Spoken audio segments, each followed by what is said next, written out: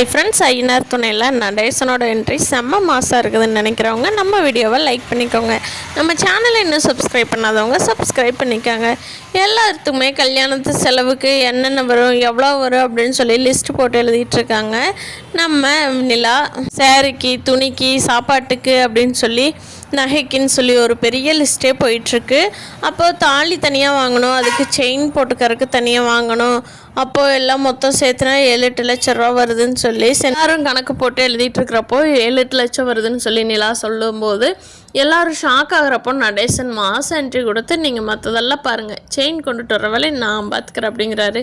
எல்லோரும் சந்தேகமாக கேட்குறப்போ நிலா தான் அவருக்கு சப்போர்ட் பண்ணுறாங்க. ஆமாம், அவர் தான் சொல்லிட்டார்ல, நீங்கள் உங்கள் வேலையெல்லாம் பாருங்கள், அவர் கொண்டுட்டு வந்துடுவார் அப்படின்னு சொல்லி நிலா அவருக்கு சப்போர்ட் பண்ணுறாங்க. அதே மாதிரியே சேரன் அனீஷ் பையாட்ட கூப்பிட்டு சந்தாட்டம்னு சொல்லிட்டாரு.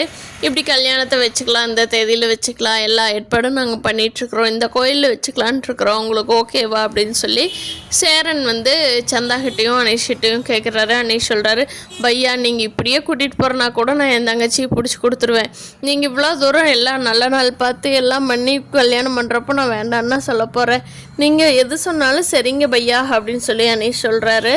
சேரனும் சந்தோஷமாக வீட்டுக்கு வந்துட்டுருக்காரு. சேரனுக்கு உள்ளுக்குள்ளே இன்னுமே கொஞ்சம் பயமாக தான் இருக்குது.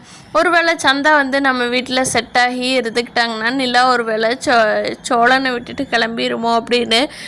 கிளம்பாதுங்கிற தைரியம் இப்போ தான் வந்தது பாண்டிக்கும் சேரனுக்கும். ஆனால் இப்போ சேரனுக்கு மறுபடியும் அந்த கவலை வருது. கண்டிப்பாக இந்த வீட்டை விட்டு போக முடியாது. நிலா போயிட்டாங்கன்னா இந்த கதையவே யாரும் பார்க்க மாட்டாங்க. நிலா மட்டும்தான் ரொம்ப ஃபேமஸ் சென்ட்ரல் பிளேஸில். பையனை கல்யாணம் பண்ணினாலும் நிலா தான் மூத்த மருமகளை விட பொறுப்பாக இருக்கிறாங்க.